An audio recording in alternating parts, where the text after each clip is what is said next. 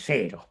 Bueno, Perón no solamente tenía el problema del crecimiento cero de esa economía, desesperado trató de dar vuelta y hacerse amigo de Estados Unidos, del general Eisenhower, conseguir un crédito del Exim Bank para hacer remisa. Bueno, incluso llegó a firmar un contrato con la California Argentina, una subsidiaria del Standard Oil de New Jersey, y le dio enormes extensiones de tierras en la Patagonia para que traiga petróleo, etc. Todo en violación a la misma constitución del año 49 que había hecho sancionar el mismo Perón, que decía que los yacimientos eran propiedad inalienable, imprescriptible de la nación argentina, bla, bla, bla, todo eso al demonio. La concesión al Standard Oil de New Jersey. Bueno, todo esto, unido a que la economía estaba estancada, unido a que se quemaron las sedes de la Unión Cívica Radical, del Partido Socialista, el Jockey Club, se expropió el diario La Prensa, el gobierno tenía el monopolio total y absoluto de todos los medios de difusión. Al único diario que dejaban era el diario La Nación, pero como no les dejaban importar papel, era un diario chiquito de 4 páginas. Bueno, ese era el gobierno de Perón, una dictadura espantosa que felizmente cayó en el año 1955. ¿Y qué pasa en el año 1955?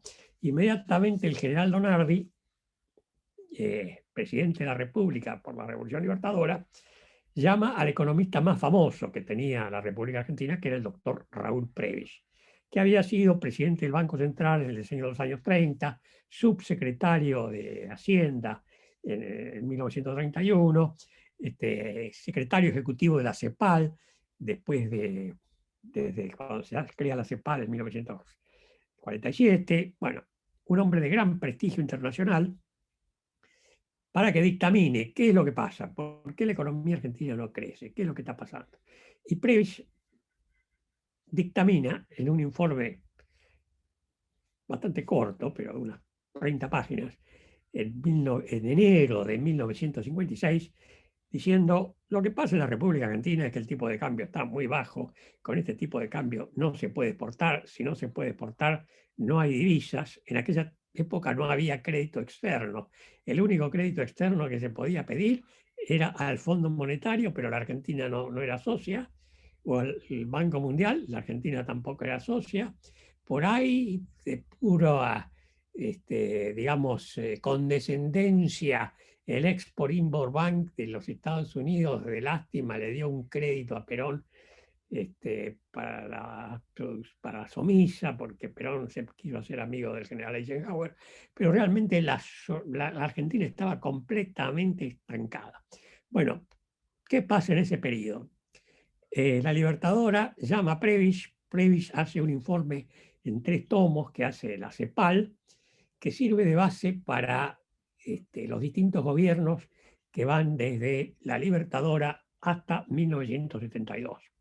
Como el tema central, o uno de los temas centrales de la economía argentina, era que había que exportar, y para eso había que poner un tipo de cambio competitivo, bueno, todos los gobiernos, desde el gobierno de la Libertadora, siguiendo por el doctor Frondizi, de la Unión Cívica Radical, siguiendo por el gobierno de Guido, siguiendo por el gobierno de Ilia.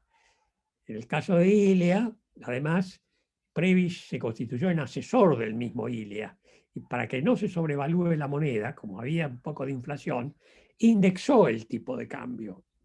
Una gran medida del presidente Ilia. Bueno, entre la indexación del tipo de cambio y las nuevas inversiones en petróleo y en siderurgia y en bienes de capital que se habían hecho en la presidencia de otro gran presidente radical, el doctor Arturo Frondizi, bueno, en los años 1964-1965, la República Argentina creció al 8% por año. Extraordinario.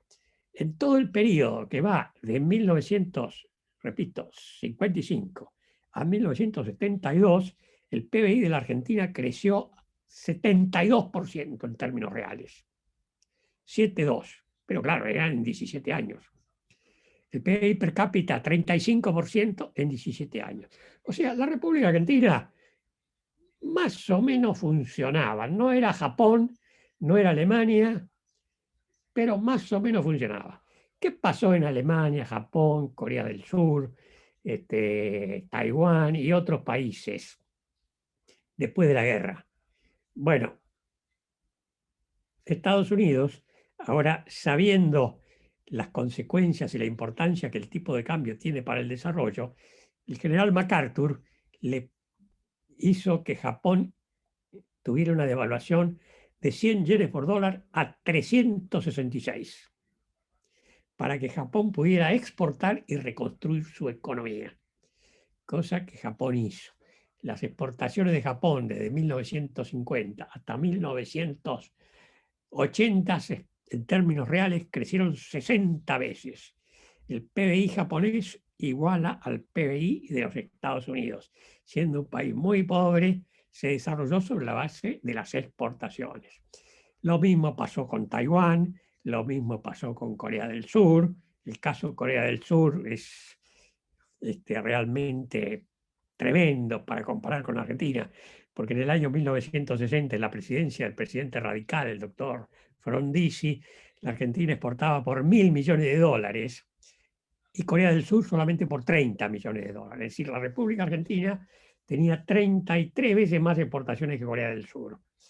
Pero Corea del Sur, a partir del año 1961, por consejo de los Estados Unidos, sigue una política de tipo de cambio alto que solamente puede hacerse cuando hay superávit fiscal y orden en las finanzas públicas. Eso hizo el general Park Chung-hee, el dictador de Corea del Sur. Lo cierto es que Corea del Sur, hoy día ya sin dictadores y volviendo a la democracia, exporta por 600.000 millones de dólares y la República de Argentina por 60.000. O sea, en el año 1960 nosotros exportamos 33 veces más que ellos y ahora ellos exportan 10 veces más que nosotros. La clave era era el tipo de cambio competitivo para exportar, el cual a su vez requiere de equilibrio o superávit fiscal. Lamentablemente la Argentina no entendió bien este problema, porque en el año 73 vuelve el peronismo, vuelven las andadas, viene la sobrevaluación cambiaria, una devaluación hecha por Celestino Rodrigo mal hecha. En el año 74 ocurre un hecho nuevo en la historia económica mundial. Resulta que los países petroleros suben tremendamente los precios, cuadruplican los precios del petróleo. ¿Por qué? Porque Arabia Saudita, el gran país más importante, productor de petróleo en el mundo, se siente ofendida porque los países europeos y Estados Unidos ayudaron a Israel en la guerra con Egipto. Entonces Arabia Saudita se enoja y dice así, bueno, yo cuadruplico los precios del petróleo.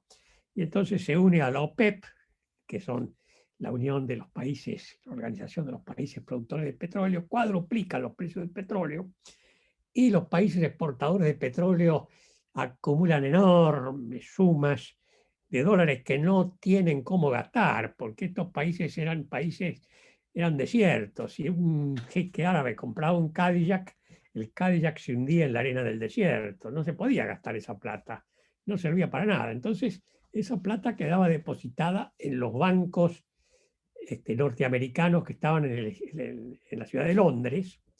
Inglaterra había pedido a Estados Unidos que deje que los bancos norteamericanos se establezcan en la ciudad de Londres y como contrapartida el Banco de Inglaterra no intervenía en esos bancos. Digamos que no estaban sujetos a ningún control del Banco de Inglaterra.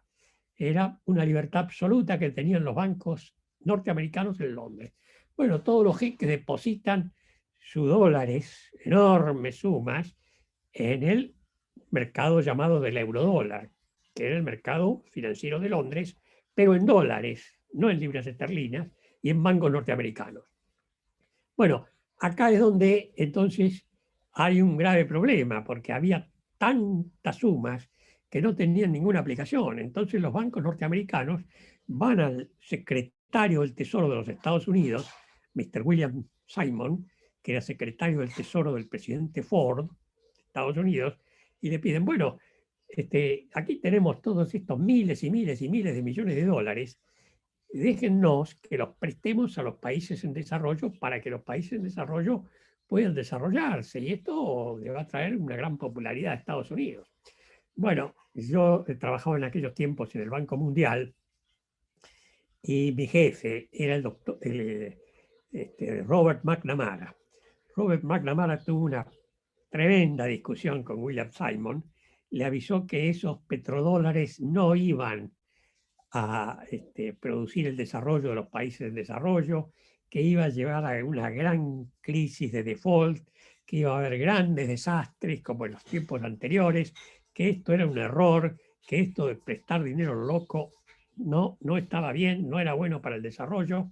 McNamara sabía mucho de economía y sobre todo tenía un gran asesor económico que era el economista norteamericano Hollis Chenery. Bueno, yo trabajaba ahí de modo que sabía bien qué es lo que estaba pasando. Bueno, ¿qué pasó? Que triunfó William Simon y los petrodólares se prestaron abundantemente a los países en desarrollo. Y el que mordió el anzuelo acá fue el doctor Martínez de Oz, que era el ministro de Economía del proceso militar. Al comienzo del proceso militar, Martínez de Oz, siguiendo las ideas de Prebisch, indexó el tipo de cambio. Pero al poco tiempo, los doctores Adolfo Diz y Ricardo Arriazu, que estaban en el Banco Central, lo convencen que no, que la manera de dominar la inflación era con la tablita cambiaria. Esto significaba devaluar en todos los meses un poquito menos. Una devaluación mensual todos los meses cada vez menor. Y si la devaluación era todos los meses cada vez menor, la inflación iba a seguir al tipo de cambio. Y entonces finalmente se iba a llegar a una devaluación cero y a una inflación cero. Esta era la teoría de Ricardo Arriazu y el doctor Adolfo Diz. El pobre doctor Adolfo Diz murió, pero Ricardo Arriazu sigue hablando de economía. Después del desastre que hizo con la economía argentina, no sé cómo se le ocurre seguir hablando de economía argentina. Lo cierto es que en la época de Martínez de Oz, la República Argentina se endeudó de 9.000 millones de dólares que tenía de deuda, que era una deuda muy baja, en el año 1976, a prácticamente 45.000 millones de dólares en 1983, cuando se transfiere el gobierno al doctor Alfonsín después de que éste ganara las elecciones de octubre de aquel año. O sea, Alfonsín recibe 45.000 millones de dólares de deuda externa, que era una tremenda carga para la República Argentina, porque ahora, en 1983, además, el presidente Reagan había subido las tasas de interés al 15% con Paul Volcker en la Reserva Federal. Bueno, era una situación muy compleja la que tenía que enfrentar el pobre doctor Alfonsín. Pero Alfonsín tenía dos cartas en la manga. Tenía el as de espada y el as de basto. El as de espada era que la Argentina, antes de su presidencia, en 1982-83, había llegado a descubrir cómo se enriquece el uranio. Y esto le permitía a la República Argentina tener la bomba atómica. Era el único país, aparte de Estados Unidos, la Unión Soviética, Inglaterra, Francia y China, que podía fabricar la bomba atómica, porque los técnicos de la Comisión Nacional de Energía Atómica encontraron la vuelta.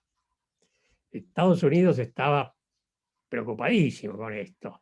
Y entonces envía un embajador, en fin.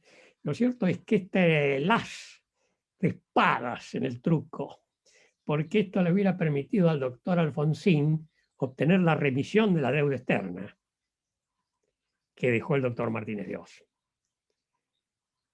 Porque para Estados Unidos esto es algo fundamental. Que no haya proliferación atómica es fundamental. Todos los problemas que Estados Unidos tiene con Irán y Corea del Norte es por la cuestión de la proliferación atómica. Y la República Argentina es el primer país de los países en desarrollo que tenía la tecnología para fabricar abundantemente uranio enriquecido, lo cual permitía a su vez fabricar la bomba atómica y convertirnos en potencia atómica. Lamentablemente, el doctor Alfonsín no usó el as de espada. Y bueno, el presidente Reagan de los Estados Unidos, encantado con el presidente Alfonsín, y entonces le organiza una cena de gala. Fue el único presidente de la República Argentina que fue recibido en una cena de gala espectacular en la Casa Blanca, en Washington, D.C., donde asistió prácticamente todo el gabinete de Alfonsín, una cantidad de diputados y senadores de Alfonsín, los ministros del presidente Reagan, el secretario del Tesoro, el presidente Reagan, Nancy Reagan, la esposa del doctor Alfonsín. Fue una fiesta espectacular con música, unos manjares sensacionales. Yo estaba en la Universidad de Harvard en aquellos tiempos y de repente recibo un llamado de la secretaria del presidente de los Estados Unidos, una señorita que se llamaba Judy Spangler, y me dice, "This is Judy Spangler, Social Secretary to President Alfonsín. This is to invite you to a state dinner in honor of your president." Bueno, yo me parecía que era una cargada, y entonces le dije, bueno, mándeme por escrito la invitación. Y al día siguiente, con la velocidad del rayo, recibo en Boston, Massachusetts, donde yo estaba en la Universidad de Harvard, las invitaciones con águilas y qué sé yo, del presidente de los Estados Unidos a la cena en honor del presidente Alfonsín. Bueno, yo asistí, saludé a Alfonsín, a Reagan, a todos los ministros y demás, pero en realidad yo no entendía nada que es lo que pasaba acá. Lo que pasaba es que Alfonsín entregó el urano enriquecido, cuando en realidad podía haber negociado esto por la deuda externa y llevarlo a cero. O podía haber presionado a los ingleses, podía haber presionado para la devolución de las Malvinas. Esta era el as de bastos.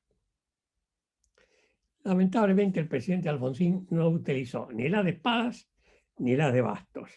Y el Congreso en 1987 ratificó la deuda externa de los gobiernos militares, lo cual es una lástima, porque si hace un juicio a las juntas militares, las pone presos, lo lógico era que desconociera la deuda de las juntas militares, porque esa deuda externa de las juntas militares no tenía la aprobación del Congreso, y entonces era ilegal. Entonces, la única deuda legal era aquella que hubiera sido utilizado en obras en beneficio del gobierno argentino. Pero la masa de esa deuda era ilegal. Y como que era ilegal, el presidente tenía las de bastos para negociar. Bueno, yo no sé por qué es lo que pasó acá. Lo cierto es que el presidente Alfonsín hace que el Congreso en 1987 apruebe por el Congreso la deuda externa. Y la deuda externa sigue creciendo y llega, por cierto, el desastre de la hiperinflación de 1989, que determina el triunfo del doctor Menem. El doctor Menem recibe una deuda externa de entonces, ya por los intereses que se fueron capitalizando, de 61.000 millones de dólares cuando asume. Este era todo un problema. Pero Menem también tenía, digamos, 7 espadas en la manga, que eran las empresas del Estado. Entonces, ¿qué hace Menem? Vende todas las empresas del Estado en 30.000 millones de dólares. ¿Pero cómo las vende? Bueno, los acreedores, los compradores de las empresas del Estado, compran los bonos del gobierno argentino que cotizaban en Nueva York al 10% de su valor y se lo entregan al gobierno argentino al 100% de su valor nominal. O sea, las empresas del Estado, que baratas valían 30.000 millones de dólares, los compradores extranjeros las compran en 3.000 prácticamente, porque nos pagan con nuestros propios bonos de la deuda externa.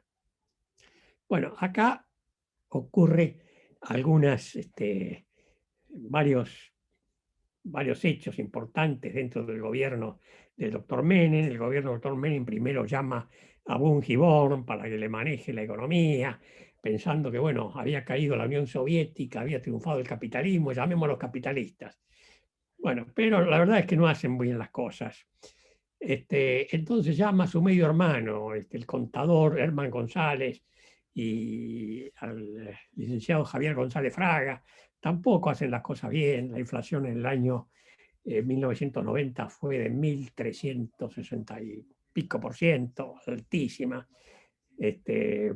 Bueno, hasta que en 1991, cuando ya el doctor Duhalde se restregaba las manos y se aprestaba para asumir la presidencia ante el fracaso de Menem, de repente llama al doctor Domingo Cavallo. El Domingo Cavallo tampoco la pega al comienzo, porque establece un tipo de cambio fluctuante entre 8.000 y 10.000 australes por dólar, se pone una cantidad de impuestos a los activos, una cantidad de mamarrachos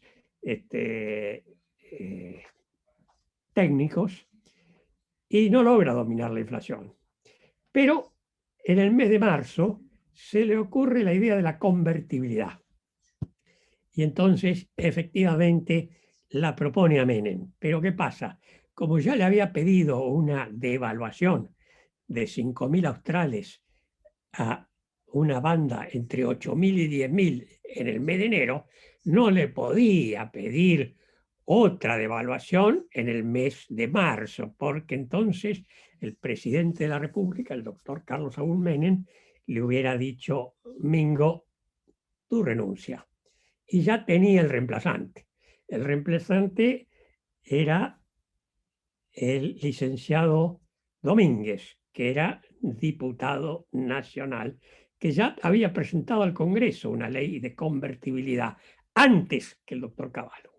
Bueno, doctor, el Cavallo entonces, adelantándose a esto, no le pide a Menem una devaluación, hace la convertibilidad con el tipo de cambio 1 a 1, que era, bueno, 10.000 australes, después 1 a 1, pero lo cierto es que el tipo de cambio queda sobrevaluado. Y comete el mismo error de Hilmar Sachs, el ministro de Economía de Alemania en 1923, y el mismo error de Winston Churchill en 1925, una fuerte sobrevaluación cambiaria. Esto provoca, cuando sale la ley de convertibilidad, una fuerte oposición del Fondo Monetario Internacional, porque evidentemente el tipo de cambio no era el de equilibrio. Y si el tipo de cambio no es el de equilibrio, se producen, en caso de sobrevaluación cambiaria, enormes deudas externas, y después las deudas externas no se pueden pagar. Entonces, el doctor Cavallo entra en un choque con el Fondo Monetario Internacional, primero con el delegado del Fondo Monetario Internacional, que tenía una oficinita en el Banco Central de la República Argentina, y después con Monsieur Candesús, que era el director gerente del Fondo Monetario Internacional. El problema era que si el Fondo Monetario no daba la luz verde para que la Argentina se endeude, la Argentina no podía endeudarse. Entonces, la convertibilidad tenía una vida de 2 meses o 3 meses. Entonces, ¿qué hace el doctor Cavallo? Le confiesa a Menem su problema, y Menem le dice: no importa, Mingo, yo te lo arreglo. Llama por teléfono a George Bush padre, presidente de los Estados Unidos, y le pide por favor que le pida al Fondo Monetario Internacional que le dé el ok para que la Argentina se pueda endeudar. Es decir, que el Fondo Monetario haga un informe favorable a la convertibilidad y diga que la Argentina está en condiciones de endeudarse, que es solvente, que no tiene ningún problema. Bueno, Monsieur Candesú, con mucha bronca, saca a su delegado en la Argentina y pone otro delegado. El nuevo delegado que designa Monsieur Candesús es un economista inglés del M16, el servicio británico, que todos ustedes conocen. Bueno, este economista inglés dice: sí, el 1 a 1 de la convertibilidad está perfecto. Bueno, entonces la Argentina empieza a endeudarse, endeudarse, endeudarse, endeudarse, endeudarse. Y bueno, la deuda externa, que después de las privatizaciones había quedado en 30.000 millones de dólares, al final, la época de Menem y de la Rúa, llega a 160.000 millones de dólares. Lo máximo que se permite técnicamente es que una deuda externa duplique el valor de las exportaciones. En el caso de la convertibilidad, el tamaño de la deuda externa en la Argentina era 6 veces el valor de las exportaciones. Se exportaba poco porque el tipo de cambio era bajo y convenía importar mucho.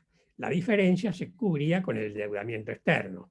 El gobierno no emitía pesos, sino contradólares, pero eran los dólares del endeudamiento externo que el mismo gobierno cambiaba en el Banco Central para poder hacer emisión de pesos que cumplía con la convertibilidad, porque por cada peso que se emitía entraban dólares, pero eran dólares de la deuda externa. Entonces esto era una truchada. Bueno, finalmente esto le estalló lamentablemente a una muy buena persona que era el presidente de la Rúa. Yo era medio amigo de él, pero yo le advertí. El presidente de la Rúa no se dio cuenta. Decía un peso, un dólar, un peso, un dólar, un peso, un dólar. Bueno, la bomba le estalló al pobre presidente de la Rúa. Menem se dio cuenta al final, por eso es que manejó las elecciones para que perdiera Duhalde y ganara de la Rúa, de manera tal de que la bomba de la convertibilidad, de la sobrevaluación cambiaria, le estallara a de la Rúa. Pero el punto es que el Fondo Monetario existe para que los países tengan tipos de cambio de equilibrio y no se endeuden mucho. Ese fue el origen del establecimiento del Fondo Monetario Internacional en el año 1944. Lo que pasa es que el Fondo Monetario está a 2 cuadras de la Casa Blanca y en lugar de ponerlo en Ginebra, lo pusieron en Washington, D.C., está muy sujeto a las políticas que sigue el gobierno norteamericano. Por eso el presidente Bush presionó un poquito a Monsieur Candesus y Candesus inmediatamente dio el ok y así no fue, ¿no? Estados Unidos también utilizó para otros propósitos el Fondo Monetario. Le dijo a Konrad Adenauer, no, señor, el tipo de cambio de 2 marcos por dólar está mal. Yo quiero que Alemania Occidental crezca, así que póngame el tipo de cambio a 4,2 marcos por dólar, no a 2, sino a 4,2, porque quiero que Alemania Occidental crezca y que Alemania Oriental, bajo el régimen comunista de propiedad pública de los medios de producción y de la dictadura del proletariado, sea un país absolutamente pobre, y en cambio Alemania Occidental, país capitalista, exportador con el tipo de cambio alto, un país muy rico. Así se demuestra al mundo la superioridad del capitalismo sobre el comunismo. Bueno, Estados Unidos utilizó evidentemente al Fondo Monetario Internacional para promover sus propios intereses económicos, y lo podía hacer fácil porque el Fondo Monetario está ahí al lado, está a 2 cuadras de la Casa Blanca, señores. Esto es algo muy sencillo. En la República Argentina nunca se entendió bien el tema del Fondo Monetario. La República Argentina recién adhiere el Fondo Monetario con la Revolución Libertadora, correctamente. Pero lo que pasa es que, bueno, el doctor Martínez de Oz manejó pésimo la cuestión de la deuda externa contra las recomendaciones del Banco Mundial y del Fondo Monetario, un endeudamiento excesivo. Lamentablemente, el doctor Cavallo también, el doctor Kirchner también. El que manejó más o menos bien fue el doctor Labaña, primero como ministro de Duhalde y después como ministro de Kirchner. Pero claro, Kirchner le tenía muchos celos a Labaña, porque la economía crecía al 8% en el año 2003, 2004, 2005. Y entonces no podía dejar que Labaña se lleve la gloria. Entonces lo sacó y puso una cantidad de mediocridades en el Ministerio de Economía. Después fallece, en los mismos desastres hace Cristina Kirchner, sobrevalúa la moneda, etcétera, etcétera. Tiene un poco de suerte porque los precios de las commodities suben y eso salvó un poco al gobierno de Cristina Kirchner. Lo cierto es que al final la economía de los Kirchner termina en un desastre y pierden las elecciones del año 2015, de fines de 2015, viene Macri. Bueno, pero Macri no conocía esta historia que les estoy contando. No conocía que la clave del desarrollo económico es la exportación y que para eso se necesita un tipo de cambio competitivo, pero para tener un tipo de cambio competitivo se necesita equilibrio fiscal. No comprendió que el tipo de cambio en la Argentina tenía que ser más alto que el competitivo para poder dejar margen para poner retenciones a las exportaciones bajas, solamente del 20%. Pero las retenciones a las exportaciones, si el tipo de cambio es muy alto, muy, muy alto, por ejemplo, ahora 150 pesos por dólar, y ponemos retenciones del 20%, al campo le queda 120, ¿no? Y a la industria le queda un tipo de cambio de 150. Bueno, la Argentina con un tipo de cambio así empezaría a exportar, también a importar mucho. Esto produciría un gran aumento del empleo, porque el empleo está muy relacionado con el crecimiento, y el crecimiento se produciría por las exportaciones. La demanda de trabajo es muy elástica al crecimiento del PBI. Si el crecimiento del PBI crece un 1%, el empleo crece un 1%. Si el PBI crece al 7%, el empleo crece al 7%. Y además, el empleo también depende del nivel del salario en dólares. Si el tipo de cambio está muy alto, el salario en dólares está bajo. Pero el salario en dólares bajo no significa que el salario en poder adquisitivo en pesos esté bajo, porque el 70% de los bienes que produce la economía son no transables internacionalmente y no tienen mucho que ver con el dólar. Entonces, ocurre que el salario bajo en dólares permite que los empresarios contraten abundantemente mano de obra y en poco tiempo, con un buen plan económico, se podría subsanar el tremendo problema que ahora enfrenta la Argentina. La Argentina tiene el 29% de desempleo. El gobierno dice que es el 11, que es el 12, bueno, porque la gran mayoría de los desempleados ni siquiera busca trabajo, pero verdaderamente el desempleo es del 29, 30%, quizá más. Bueno, la economía argentina es un desastre porque nunca se entendió bien la conexión muy fuerte que existe entre el tipo de cambio, el superávit fiscal, el crecimiento económico, las tasas de interés.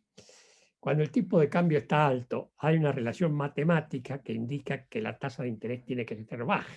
Si la tasa de interés es baja porque el tipo de cambio está alto, la tasa de interés baja estimula la inversión interna. Y la inversión interna es el motor, gran motor del desarrollo. Por otra parte, como la Argentina siguió la política contraria a la que yo estoy explicando, cada vez que la Argentina se endeudaba con el exterior, la oferta de dólares de la deuda externa sobrevaluaba la moneda. Cuando la moneda se sobrevalúa, ¿qué hacen los argentinos vulgares y silvestres como el que les habla o los empresarios? Y bueno, compramos lo que está barato, el dólar. Y por eso la Argentina tiene, es decir, los argentinos tienen 350.000 millones de dólares en el exterior, según algunos cálculos. Algunos dicen 400.000, otros 300.000. Bueno, digamos que los argentinos tienen 350.000 millones de dólares en el exterior.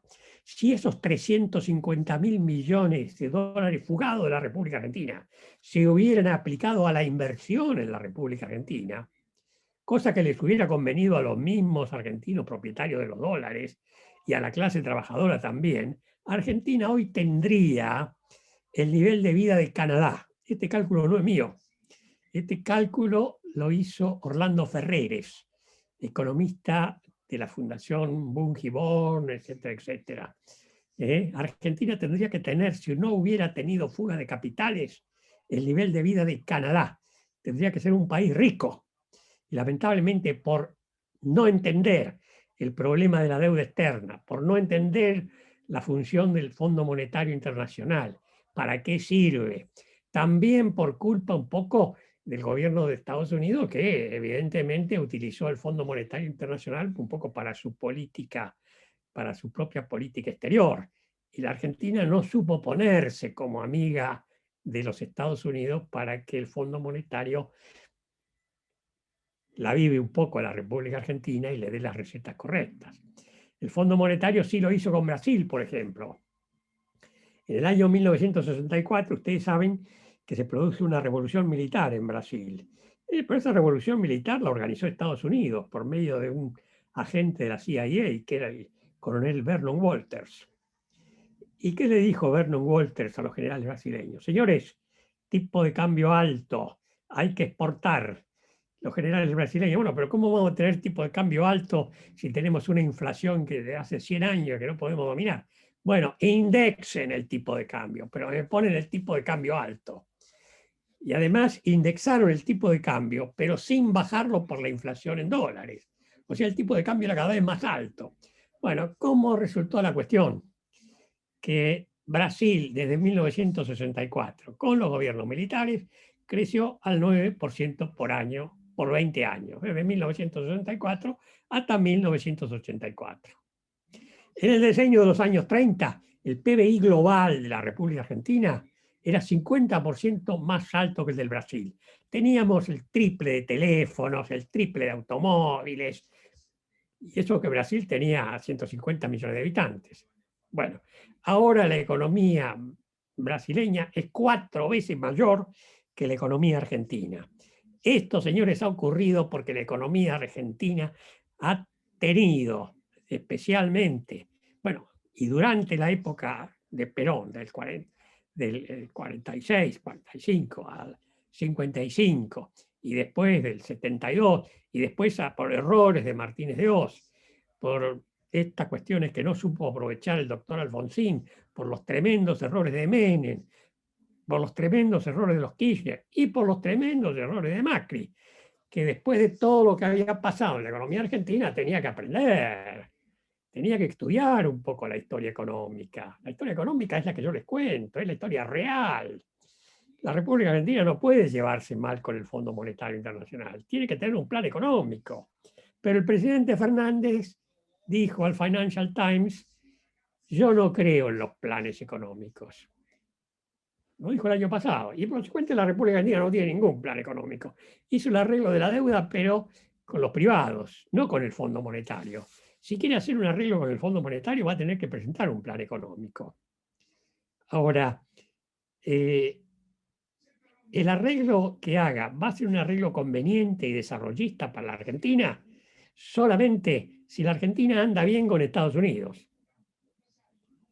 Y si no, y bueno, estaremos arrastrándonos ahí como podemos en la miseria en que ha caído nuestro país de ser, después de ser un gran país ya casi desarrollado, a ser un país subdesarrollado. Argentina tiene que arreglar con el fondo, pero cuando arregla con el fondo tiene que arreglar bien la cuestión del tipo de cambio, bajas tasas de interés, superávit fiscal, tiene que hacer grandes reformas estructurales, por ejemplo, las indemnizaciones por despido. Nadie quiere contratar trabajadores por la cuestión de las indemnizaciones por despido. En todo caso, habría que establecer un seguro de desempleo, como tiene Estados Unidos. La Constitución argentina dice que hay que dar participación en la ganancia a los trabajadores. Bueno, hay que hacer una gran reforma laboral que permita crear empleos y, por cierto, el mismo crecimiento económico, como dije antes, genera empleo.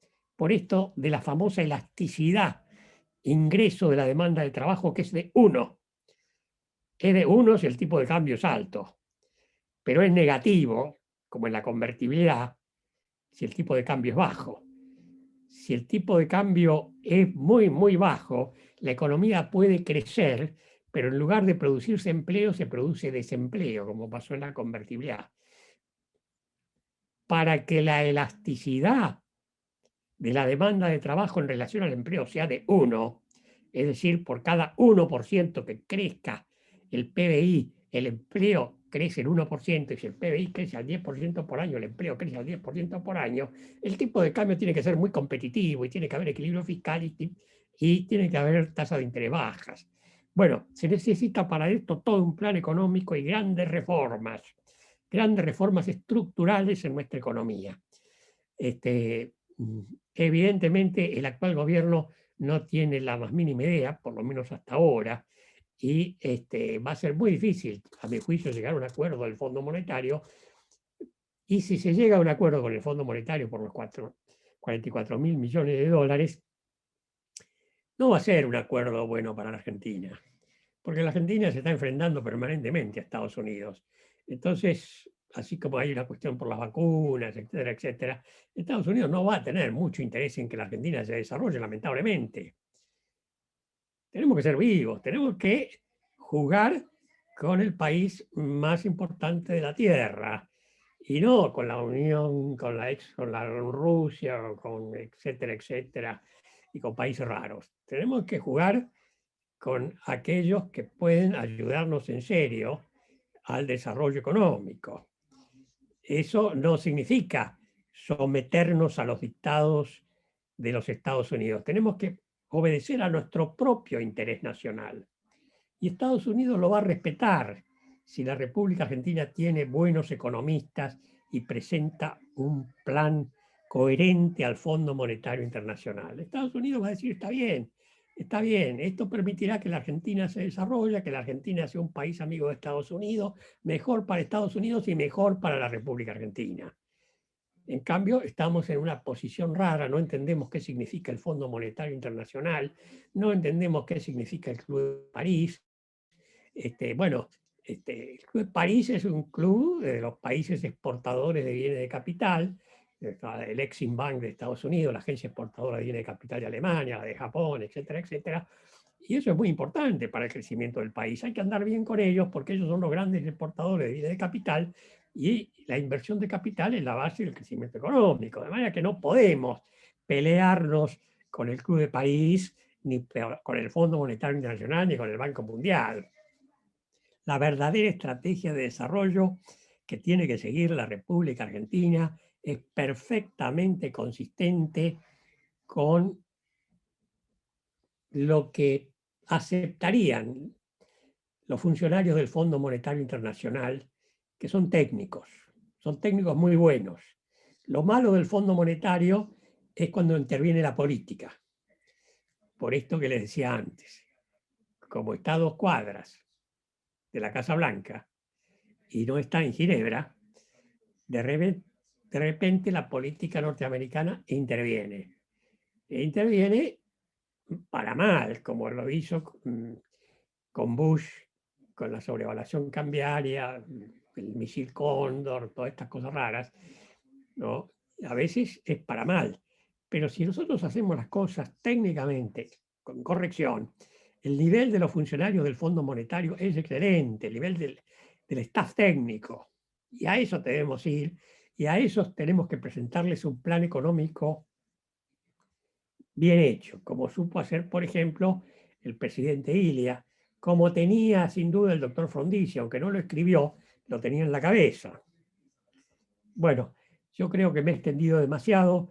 Lo que quiero decirles es que la República Argentina tiene que hacer un acuerdo con el Fondo Monetario Internacional para crecer.